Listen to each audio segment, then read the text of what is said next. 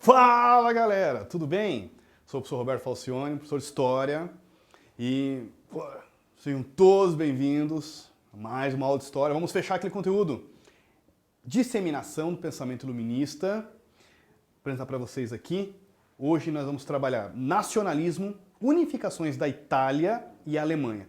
Pô, professor, mas e aí, como é que você faz essa jogada aí entre a disseminação, que seria as consequências do pensamento iluminista, com o nacionalismo? Vocês viram que o iluminismo, pensamento do século XVIII, principalmente, né? Voltaire, Montesquieu, Diderot, que estão propondo novas formas, o uso da razão e novas formas de governo, como a liberdade política, a liberdade de expressão.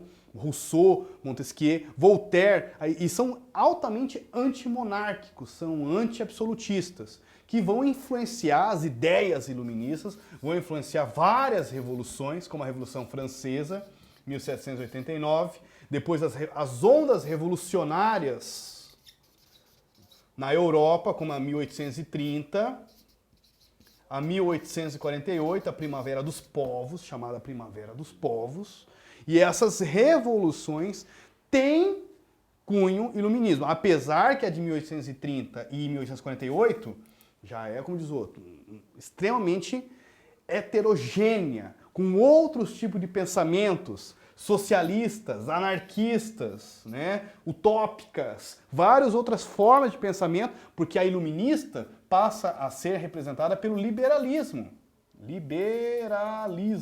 Ou melhor, representando as ideias capitalistas. E aqui nós temos outro tipo de formas de pensamentos, mais socialistas. Então nós temos vários movimentos que influenciaram no século XVIII várias situações que depois, com essas ondas revolucionárias, surge o que nós chamamos de um sentimento nacionalista. Dentro desses vários países, desses reinos, né? Entre eles, que é o nosso conteúdo de hoje, a da Alemanha, que não existia uma Alemanha ainda, e da Itália, que não tinha uma Itália. Vou pegar para vocês, por exemplo, Leonardo, o famoso Leonardo da Vinci, né? O italiano Leonardo da Vinci, lá no século XVI, ele nasceu numa vila que era muito comum no período, inclusive antes mesmo, no período medieval, quando você nascia, da onde você ia, você herdava a vila como sobrenome, e não o sobrenome do pai. Leonardo nasceu na Vila Vinci.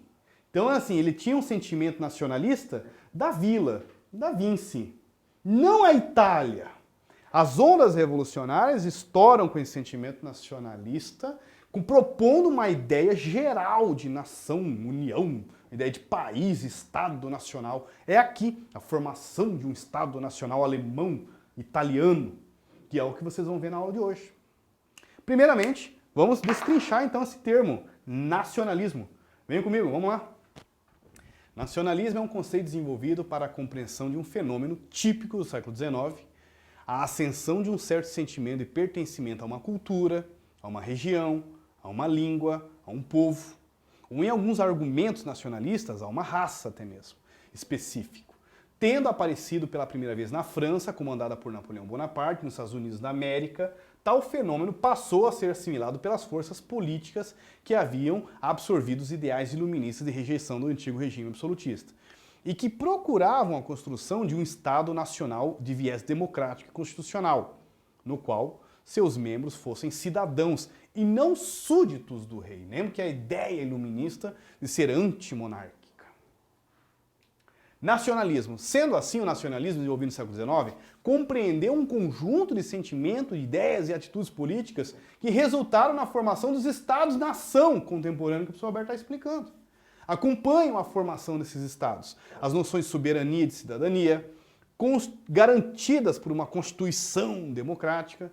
Tudo isso daí é ideias baseadas no nacionalismo. Além disso, a noção de povo, né, de uma fronteira nacional, herança cultural, inclusive, a língua, dão suporte para essa ideologia nacionalista. Processos históricos como a unificação italiana e alemã derivam dessa ideia, por isso que nós vamos estudar nessa aula agora a unificação da Alemanha e a unificação da Itália. Olha que bacana a proposta nossa de aula, que nós saímos iluministas, da disseminação das ideias iluministas, passamos para o germe, né, para a semente da ideia nacionalista e vamos terminar na unificação da Itália e da Alemanha. Unificação da Itália. Então, primeiramente aqui nessa imagem, o que nós vamos ver? O reino de Piemonte encabeçou o movimento. Tem um movimento de guerrilha também, de luta armada revolucionária, o famoso os 1000 camisas vermelhas, né, do Giuseppe Garibaldi, que inclusive depois fugiu para o Brasil. Depois vamos ver essa história também. Você tem aqui o reino de Florença, de Veneza, Trentino, Lombardia. Olha o reino das duas Sicílias, era grande, né? Reino da Sardenha. Então o que o professor quer mostrar para vocês aqui?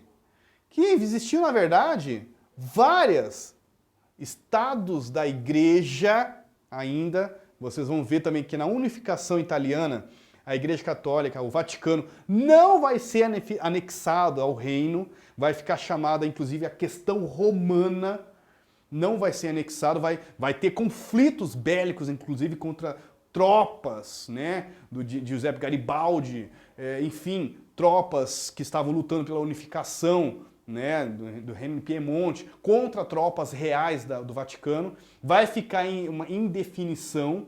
O Vaticano não vai aceitar a unificação, que só vai se resolver no século XX, com inclusive o ditador Benito Mussolini, que se resolve a chamada questão romana, quando foi aceito que existia um Estado dentro da Itália, que é o Estado do Vaticano, considerado o menor Estado do mundo. Não é considerado, eu achava que era, mas eu já descobri depois, aí fiz umas pesquisas, que existe um Estado menor ainda, mas é um dos menores Estados do mundo, né? Dentro da Itália, ok? Com soberania, com um governo próprio, com fronteiras, por isso que é considerado um Estado Vaticano.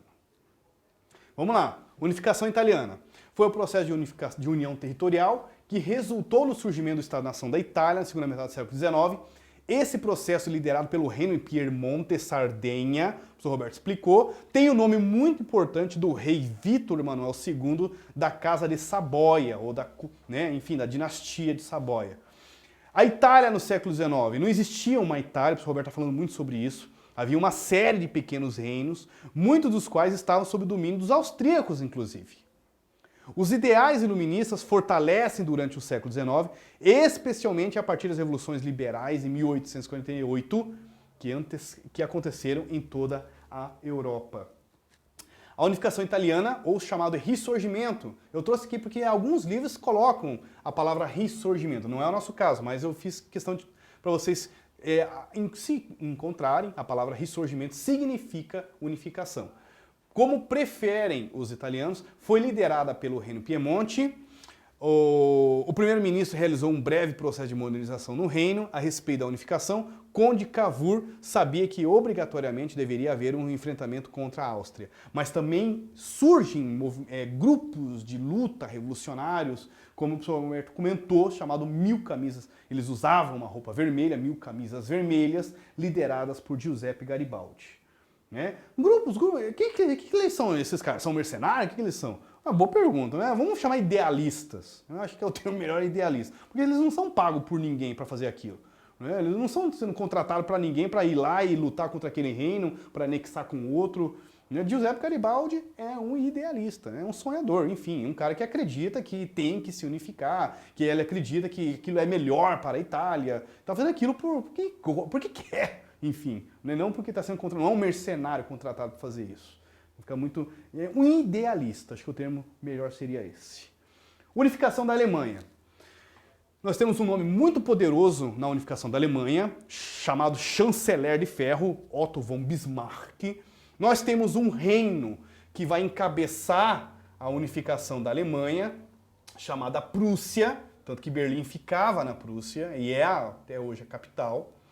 Você vai encontrar outros, mais de quase 30 né, reinos.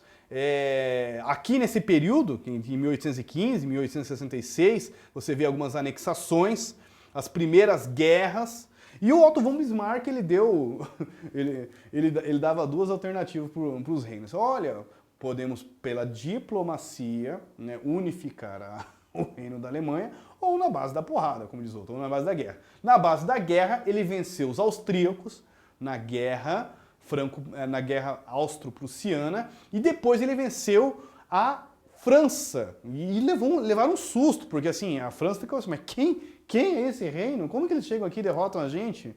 Né? Na Guerra Franco-Prussiana, anexando os famosos territórios Alsácia e Lorena, que depois vai dar uma dor de cabeça gigante, né? Porque virou uma espécie de uma disputa de vingança na Primeira Guerra Mundial, quando foi derrotado a Alemanha, tiveram que entregar os territórios Alsácia e Lorena, aí depois quando ascendeu ao poder o Hitler na Alemanha, pegaram de novo esse território Alsácia e Lorena, era uma questão de vingança mesmo. Tudo bem que era rico em carvão mineral, mas virou uma ideia de ego, né? Dominar os dois territórios, Alsácia e Lorena, ali fronteira entre os dois países, entre França e Alemanha. Bom, para fechar esse conteúdo aqui da unificação da Alemanha, comentei do Otto von Bismarck, e tem vamos chamar assim de uma região de aduana, é um termo usado assim de uma espécie de uma liberdade comercial antes da unificação da Alemanha em 1871. Né?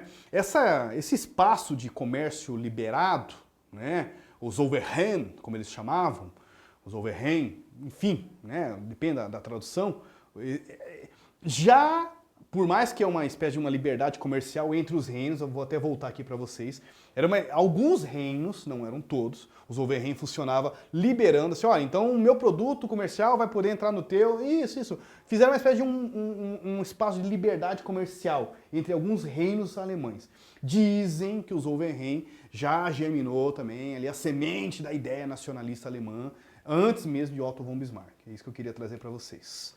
A partir do século XIX, território que corresponde à Alemanha passou por um processo de unificação territorial. A Prússia, comenta aqui, né, sobre os Overheim, né?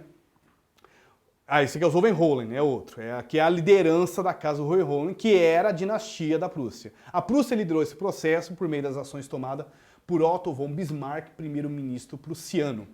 A unificação também foi responsável por alterar a balança de poder na Europa no final do século XIX. Mais de 30 países, reinos e ducados, né? Ducados, pequenos micro-reinos. Mais potentes era a Prússia, como o Sr. Roberto explicou, governada, e também tinha a Áustria, governada dominada pela dinastia dos Hohenzollern. E a Áustria governada pelos Habsburgos. Porém, os dois países organizavam suas economias de forma bem diferente. O prussiano Otto von Bismarck se alia, temos um nome também muito importante aqui, Rei Guilherme I, né? E tem toda uma ideia também comercial com a burguesia industrial, que vê isso com bons olhos, né? Porque você unificar uma Alemanha, você vai desenvolver a economia também, o capitalismo, vai favorecer também a venda do produto, como também a facilidade com a matéria-prima para chegar até o teu reino. Então aí tem que ver os interesses também do povo, se aceitam criar uma unificação. Em 64, Bismarck declara guerra contra a Dinamarca. Pouco tempo depois, houve um grande conflito entre a Áustria e a Prússia, o Sr. Roberto explicou, 65, vitória da Prússia e o Otto von Bismarck, chanceler de ferro, vencendo tudo. Vai para a França, derrota a França, né? Chanceler de ferro porque ele realmente tinha uma ideia disciplinadora, que ele tinha uma proposta de um segundo Reich, que ia criar um grande império alemão, essa coisa de expansão, já começou a se falar na ideia de expansão territorial, porque a gente fala muito sobre o Hitler na Segunda Guerra Mundial, que ele fazer aquela proposta, né, de Alemanha para os alemães, espaço vital, mas já na unificação da Alemanha, o Otto von Bismarck já está falando sobre essa ideia de expansão territorial. Rápido crescimento prussiano, os franceses acabaram declarando guerra, Bismarck vence novamente os franceses com muita facilidade. Na Guerra Franco-Prussiana, inclusive, Alsácia e Lorena. A Alsácia e Lorena foi anexada à França. O rei Guilherme, que o professor Roberto comentou, foi coroado como Kaiser. Era o imperador e líder máximo do segundo Reich alemão. Reich é império, hein, galera? Já estão se apropriando da ideia de império já. Então, imagina, a Alemanha foi criada já com uma ideia de superioridade, de império mesmo, de força. Por que na Primeira Guerra Mundial o Tratado de Versalhes aqui humilhou os alemães? foi visto como uma verdadeira humilhação, né? Impedir que a Alemanha produzisse armas. Tá aqui a explicação. A origem da Alemanha é baseado na guerra. Já é criado a ideia de um império. A palavra Reich não é do nazismo. Tá aqui na origem já da Alemanha, já se usava o termo Reich. Fechamos então essa aula. Disseminação do pensamento iluminista com nacionalismo, unificações da Itália e da Alemanha. Muito obrigado. Até a próxima. Foco nos estudos, galerinha. Força, fé no coração. Valeu, obrigado.